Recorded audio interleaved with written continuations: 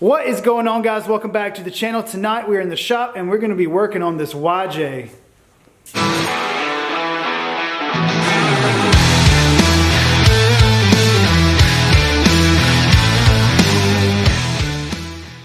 So this is a 1993 Jeep Wrangler YJ, as you can obviously tell by the square headlights right here. And if you know anything about Jeeps, you know that these YJs are pretty much going away from here. They're kind of getting about like the CJs were. They're kind of getting hard to find, but this one is in immaculate condition. This one is probably one of the nicest YJs that I've seen, even though it does have a little bit of rust right up here, and it's got some other rust that we'll go over in a minute. But overall, this is a solid Jeep for sure. And like I said, these Jeeps aren't getting any younger. And fortunately for the owner of this Jeep, he found some rust spots and started investigating and, you know, wants to do something about it instead of, oh, I'll just get to it. And then, you know, next thing you know, it's 3 or 4 years down the road and now you've got to pretty much junk the Jeep. So let me show you what I'm talking about. And no, those oil stains are not from this Jeep. That is from another project that I'm going to be working on here shortly. So like I said, you know, this Jeep is in really good condition. It does have some rust right up here, but honestly, you can find these window frames with the windshields, like comes with a kit, for pretty cheap. But that's not why we're here today. One of the more obvious rust issues that you can probably see right offhand is this right here. So this is underneath the bottom of the door and it's pretty bad. Yeah,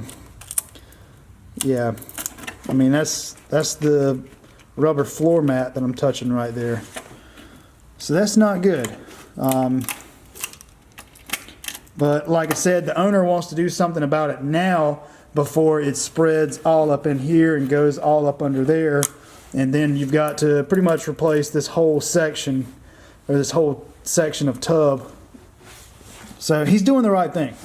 The other rust that we are going to be repairing is right here.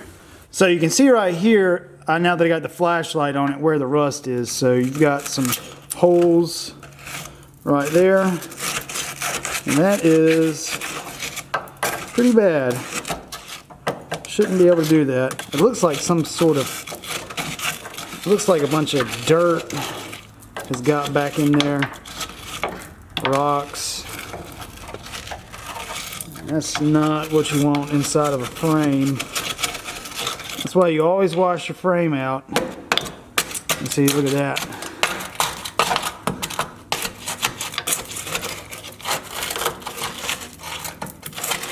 Oh my God.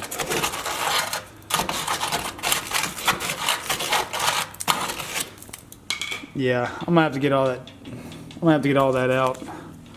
But you can see the obvious issue here. And then of course is right there where the weight of the axle and the leaf spring is pushing up on it. And so just over time, it's just got some stress cracks, and then once it fills up with mud and dirt and sand like that, it's gonna rust. Let me show you the other side.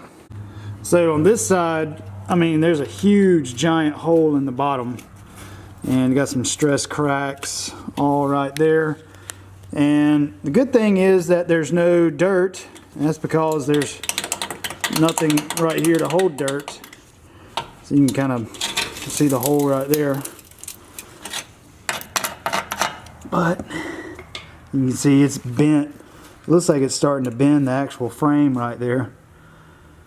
Yeesh.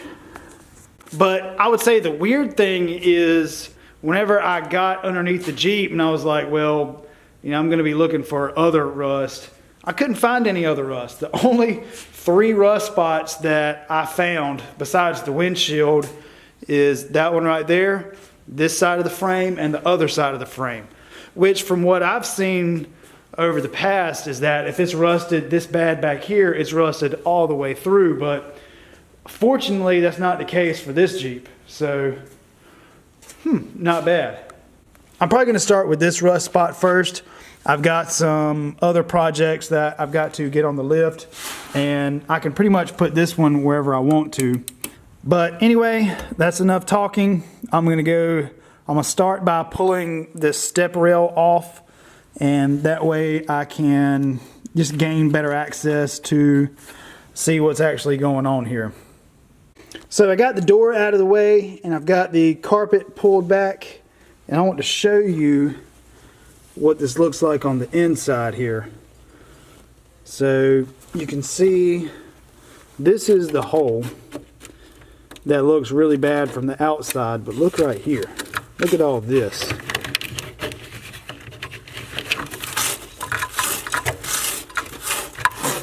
That is not good.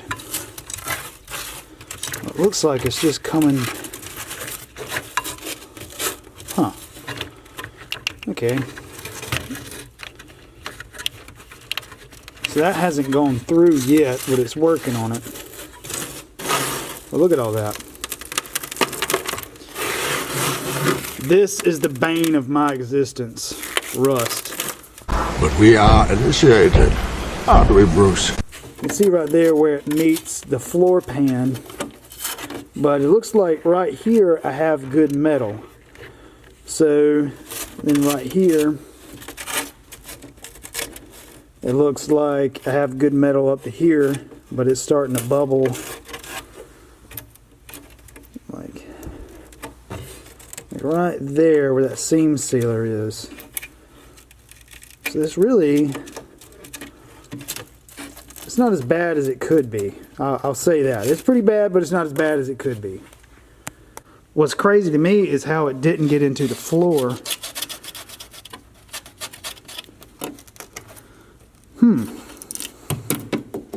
Interesting. Alright, so I'm working on taking these steps off, and there's 4 bolts that hold on the steps right here. Then there's 4 bolts right there. And I've got those 4 off. They came right off. But look at this. That top bolt right there, I haven't touched it. You can see I've not put a socket on it. But it is ran in sideways. And let's see if it'll focus. It is ran in sideways, and I can't get it out. So I can't get a socket on it because it's sideways. So I got to get creative with this. Oh, but something interesting is, watch this. So every time I moved this rail, look at all the dirt that came out. That dirt looks just like the dirt that was in the rear. So you can see right there in that little peephole, or that bolt hole, this frame rail on this side is full of the same dirt that rusted out the rear. So that's not good, but you can see this frame is solid everywhere. The only speck of rust that I see is stuff like this, but I can clean that up and paint over it with some Pour 15 and fix all that. But that inside the frame rail, if I don't get that out, then this Jeep is going to be right back in my shop in a year or so, and I'm going to have to be replacing this section of frame just like I'm going to be doing the back. So whenever you're doing stuff like this, like working on your Jeep, if you notice a bunch of stuff coming out of your frame rails, you need to get your priorities straight and start figuring out why you have so much mud and stuff in your frame rails, and then you need to get it out, because that would definitely rust this out. So I'm going to continue getting this out and see what I can do there. So I finally got the bolt out, and I got the step off, and look at all this.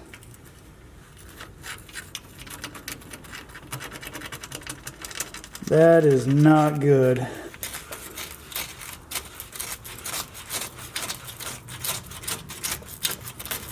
Oh man. And you can see right there, the surface rust has already started. Stupid cobwebs. But it doesn't, nothing seems rusted through or anything. I'm gonna, grind this off a little bit whenever the time comes, whenever I start working on the frame. I would say this would rust out in probably a year or two. And then, of course, this is one of the most important parts of the frame right here. So, yeah. Okay, that's just more work. But it's all good. That's what we do here. So, as you can see, I've got some green painter's tape up here. I like using frog tape, but I just do that, especially on other people's vehicles, just in case the grinding wheel explodes or something like that. It's just kind of a little safety precaution there. But, so what I'm going to do right now is I'm going to cut, I'll take my grinder and I'm going to cut about right here all the way around this.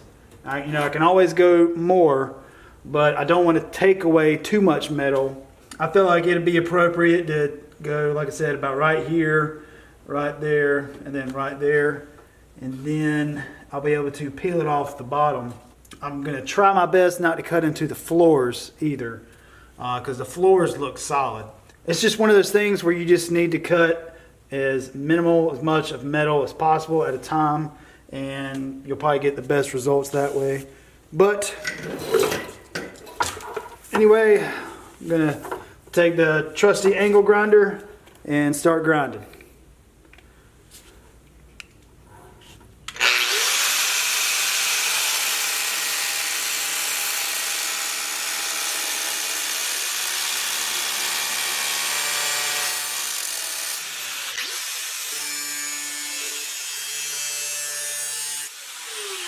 One more piece of advice that I'll say, before you start cutting on your Jeep, check the backside for any wiring harnesses, any carpet, anything like that, because you definitely don't want to cut into that stuff. But luckily this YJ doesn't have any wiring harnesses that come through right here, so we're good there, but I feel like I should say that. As you can see, I've got it pretty much freed except for these spot welds. There's 3 or 4 spot welds.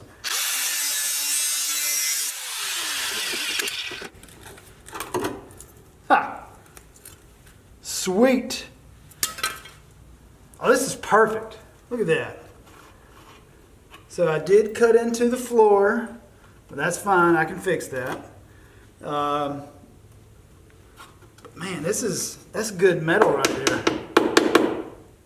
So I got to clean off these spot welds right there. But look at that. This is good. This is great. So now that I have this out of the way, I'm going to take a worn out flap disc and I'm going to come in here and I'm going to just clean up my edges just a little bit. That way when I do my welding, I have clean metal to weld to. And I did do a visual inspection all the way around just to make sure that I'm going to be welding to good clean metal. And honestly, everything in here this is great metal. This is a lot better than what I was expecting. So like I said, I'm just going to use a worn out flap disc. That way I'm not taking away too much material. I'm just taking off rust and paint. So.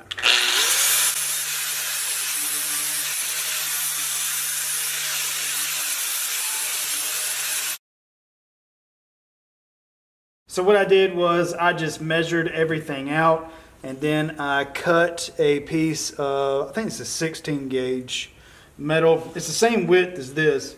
It goes in perfect. And you can see I've got a little extra right there. And that's because if you look at this piece right here, you can see, let's see if it'll focus, you can see it's got a curve right there. I'm gonna have to bend the bottom of this.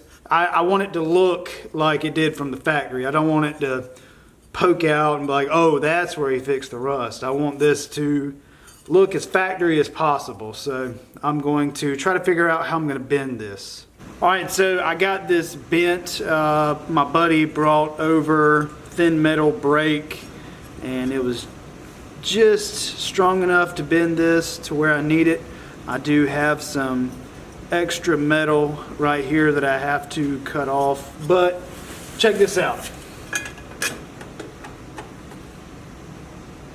That is perfect. Look at that. Awesome. So what I'm going to do is I'm going to drill some holes right here. I may do probably do 3 holes right here, and that's going to be for my spot welds. That way I can connect the floor pan to this and just weld to that. So sorry if you hear my heater going, it's like super cold in here. So what I've got the metal right here in the vise. I'm just gonna take it right here and I'm just gonna mark. So now I've got my 3 spots where I'm going to be drilling the holes.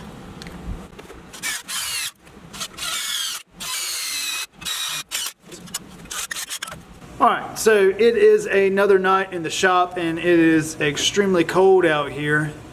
So I'll show you what I got. So I got the 3 holes drilled.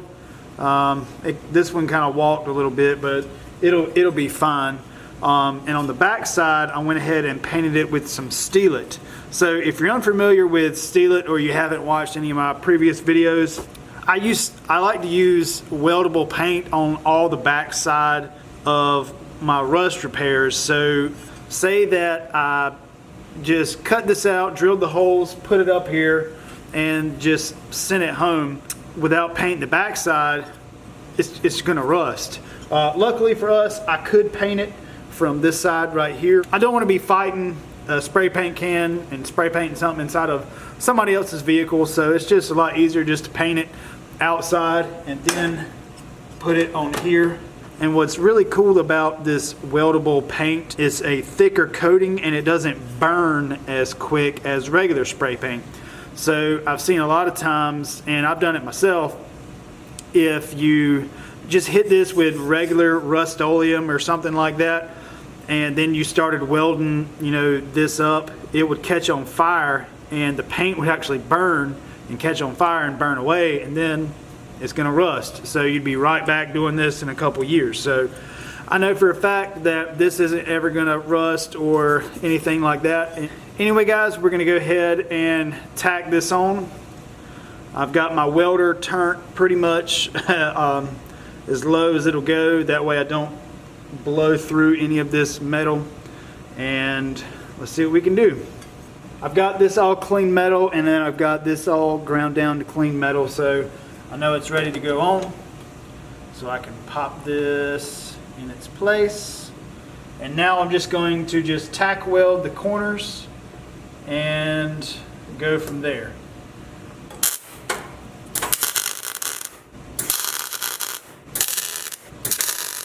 Alright, so I've got all 4 corners just equally tacked. And so what I'm going to do is, even though it's like super cold in my shop, I don't want to heat this up too much because I don't want to warp anything right here. So I'm probably going to just take my time, spot weld, spot weld, spot weld, spot weld, just kind of jump around with my spot welds. And then whenever I feel like this is getting just a little too warm, I'm just going to take a break and let it cool off and then come back to it.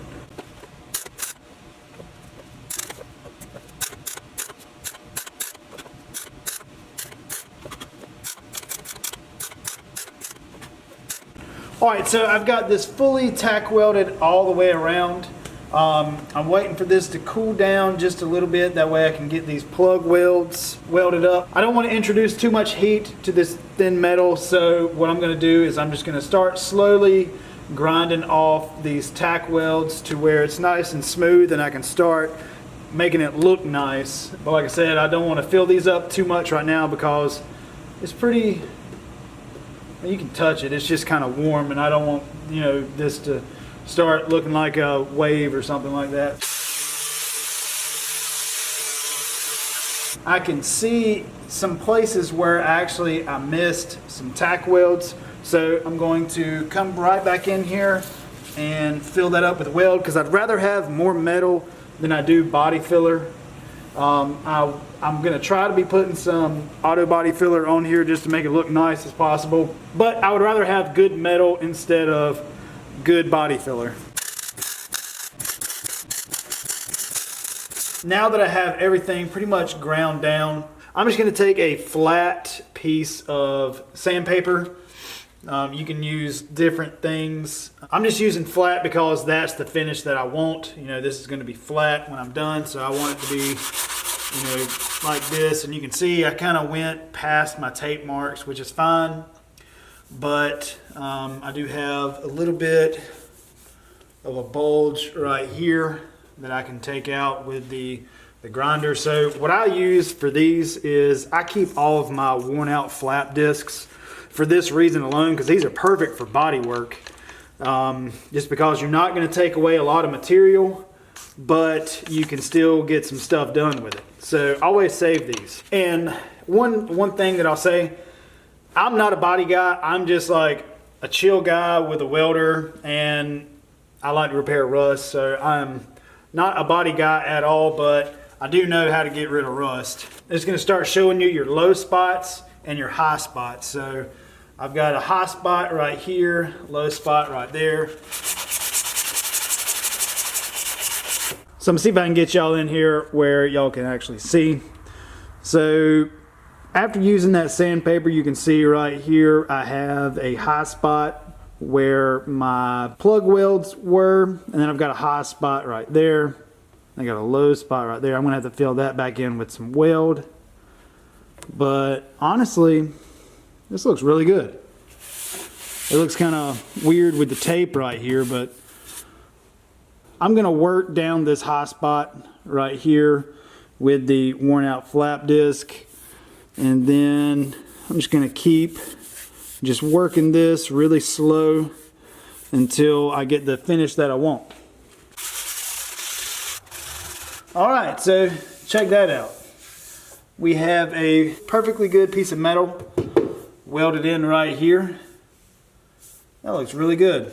I've still got to trim this at the bottom and weld it up down there, but this is mainly what I'm going for right here. So technically what you could do, like if this was like a trail rig or something like that, you could just hit this with some black paint and roll on and call it good. But I'm going to probably, you know, do it the right way. I'm going to, you know, hit it with some primer and then some paint. And then I'm going to do some spot welds on the inside also. And then I'm going to seam seal everything on the inside so that no moisture or anything, even though it's a YJ, I don't, it's good practice. I'm still going to use seam sealer. So I'm just going to take it just a step further by doing the seam sealer and the primer and stuff like that. But all right, I'm probably going to call it a night just because it is super cold out here. And we'll get back to it tomorrow.